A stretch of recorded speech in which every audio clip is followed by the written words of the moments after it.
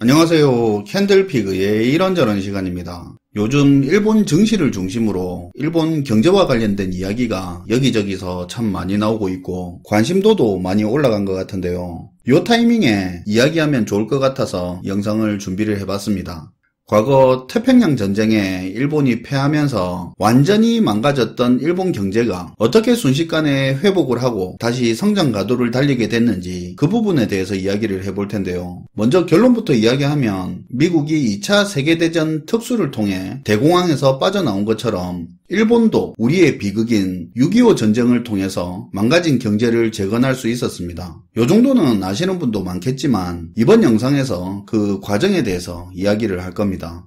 일본은 1941년 12월에 미국 하와이에 있는 진주만을 습격하면서부터 미국과 거의 4년에 가까운 기간 동안 전쟁을 치르는데요. 우리가 알기로는 히로시마와 나가사키에 떨어진 원자폭탄의 피해가 유명한데 실제로 전쟁 기간 동안 일본은 도쿄 대공습 등 미국의 재래식 무기로 인한 경제적 피해가 더 컸었습니다. 원자폭탄은 일본이 넉아웃에 이르게 하는 마지막 치명타였죠. 2차 대전 당시 독일 같은 경우는 특이하게도 산업시설에 대한 피해가 적은 편이어서 자력으로 경제를 회복할 수 있는 그런 여건이 되었었는데요. 반면에 일본은 전쟁에 패한 여느 국가처럼 산업시설이 전반적으로 완전히 붕괴된 상태였습니다. 생산이 제대로 되지 못해서 물건은 부족하고 서민들은 심각한 가난에 빠져 있으니까 말 그대로 살 물건도 없고 살 돈도 없는 그런 상황이었던 겁니다. 전쟁에 갓 패한 일본은 인플레이션하고 식량 부족 문제가 심각했는데요. 그나마 전쟁에서 이긴 미국이 식량을 원조를 해줘서 그나마 어느 정도 해결이 됐는데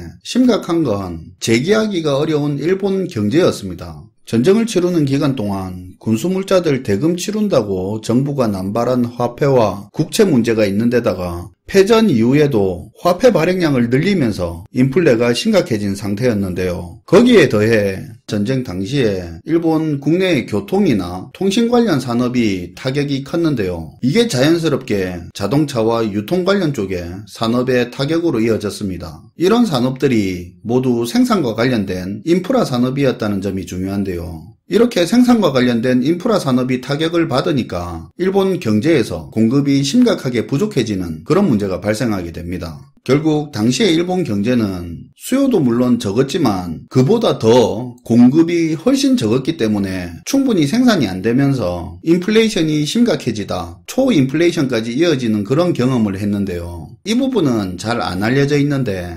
1947년에 일본은 이미 인플레이션율이 100%를 기록하면서 인플레가 관리 불가 상태로 들어갔고요. 1년 후인 1948년에는 인플레이션율이 190%가 되고 1949년에는 무려 240%까지 인플레이션율을 기록하게 됩니다. 경제가 어렵다 수준이 아니고 초인플레이션으로 인해서 경제 시스템이 망가져 버렸던 거예요. 바로 이때 이 시기에 일본이 경제적으로 가장 똥줄을 타고 있을 때 아주 기가 막힌 타이밍에 본의 아니게 일본의 경제 재건을 도와주는 그런 사건이 우리나라에서 발생하게 됩니다. 1950년 6월 25일에 발생한 6.25 전쟁이라는 이 사건은 우리한테는 비극이지만 일본 경제에는 천재일우의 기회였는데요. 물론 한국 전쟁이 남북 간의 내전 정도로 머물렀다면 일본에게 이득은 없었겠지만 전쟁이 일어나고 한 달이 채 안 되는 시점에 돈 있는 미국과 연합군이 참전하게 되면서 이게 국제전으로 번지면서 일본에게는 기회가 된 거죠. 이렇게 미군이 한국 전쟁에 본격적으로 참전을 하게 되니까 미국은 한국 전쟁을 효율적으로 대응하는 차원에서 가까운 일본을 전략물자의 보급기지로 활용하기로 하고 미국 자국의 제조산업을 일본에 이전시키게 됩니다.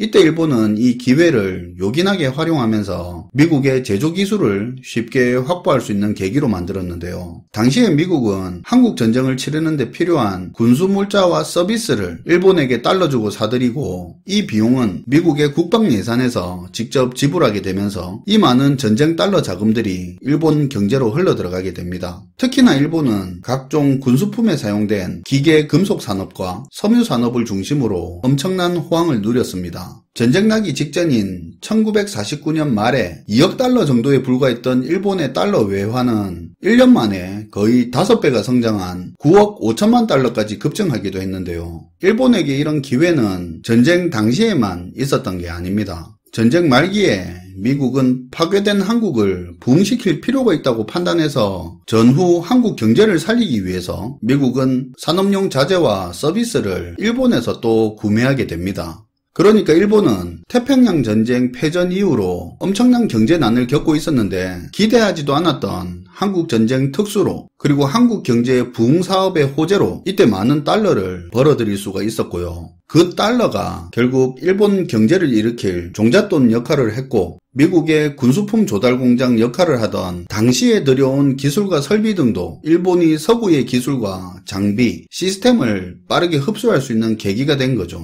그리고 애초에 일본이 높은 공업력을 바탕으로 전쟁을 일으킬 만큼 그런 바탕이 된 나라다 보니까 흡수 속도는 엄청났습니다. 이런 이야기를 듣다 보면 일본의 기업들의 상황도 궁금할 수도 있을 것 같은데요. 일본의 대표적인 기업 도요타도 6.25 전쟁 덕을 크게 본 기업입니다. 실제로 도요타를 중심으로 한 일본 상업용 자동차 산업이 지금처럼 경쟁력을 가지게 된 것도 따지고 보면 한국 전쟁을 기점으로 시작됐다고 볼 수 있는데요. 패전 이후 그 시기는 대부분의 일본 기업들에게는 굉장히 힘든 시기였는데요. 한국 전쟁이 터진 시기인 1950년에는 도요타가 거의 파산 위기에까지 직면하게 되면서 법정 관리에 들어가는 상황까지 몰리게 됐습니다. 우연치고는 너무 타이밍이 기가 막힌 게 도요타가 법정 관리에 들어간 지 20일이 지난 시점에 도요타에게는 구원의 손길이나 마찬가지인 한국 전쟁이 터지게 되고요. 이때 도요타는 군용 트럭 1000대를 미군에게 한 방에 주문을 받으면서 고비를 넘기게 되죠.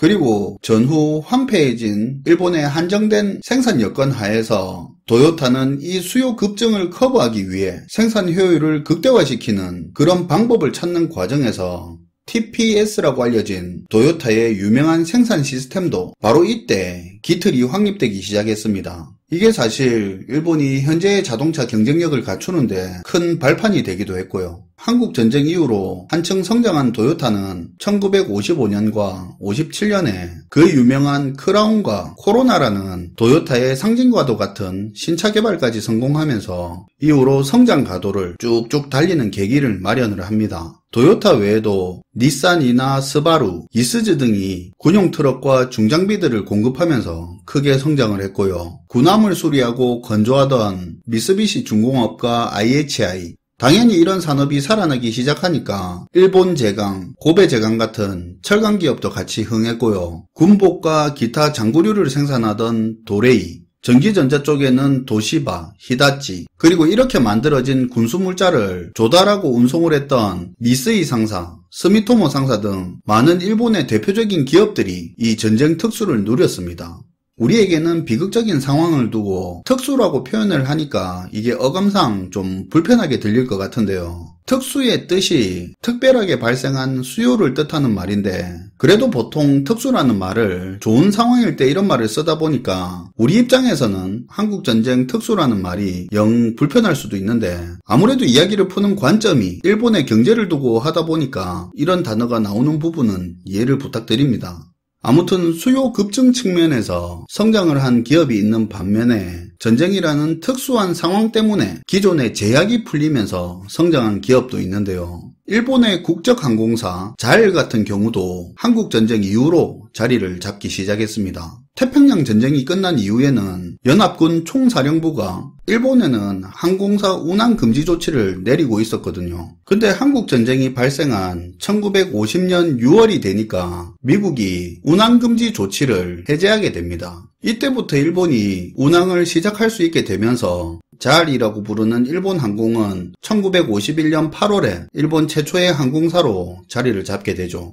지금은 쇠퇴한 기업도 있지만 1980년대 일본의 초호황 당시를 이끌었던 대부분의 기업들은 옆나라 한국에서 있었던 전쟁 수혜를 누렸던 그런 기업들이었죠. 이런 거 보면 전쟁의 양면성이 보이죠. 누군가의 비극이 누군가의 호황이 되고 그러다 보니 전쟁과 관련해서는 음모론이 끊이지 않는 거고요. 그게 진실이든 아니든 안 밝혀지면 음모론인 거고 그런데 요즘에는 그런 이야기도 있습니다. 과거 냉전 시절에야 같은 진영에 있는 나라들에게 전쟁이 나면 이게 남의 나라 전쟁이라도 여유 있는 나라들이 큰 돈을 지원해가면서 군수물자 공급도 늘려서 전쟁 특수라는 게 그런 게 있었는데, 이제는 다들 자국에 도움이 안 되는 이상 지원을 안 해주거나 아끼기 때문에 이게 돈 없는 나라들끼리 싸우면 전쟁 특수도 과거 산업화 시대와는 다르게 한정적이라는 의견도 꽤 있습니다. 이게 또 딴 말로 하면 돈 있는 나라가 전쟁을 해야 돈이 된다는 건데 참 씁쓸하고 괜히 찝찝하게 들리는 것 같기도 합니다. 오늘은 전쟁에 패하고 경제가 완전히 엉망이 되어버린 일본이 옆나라의 전쟁을 계기로 불과 몇 년 만에 경제 회복과 성장의 발판을 마련한 이야기를 해봤는데요. 상식 차원에서 알아두면 좋을 것 같습니다. 시청해주셔서 감사하고요. 지금까지 캔들피그의 이런저런 시간이었습니다.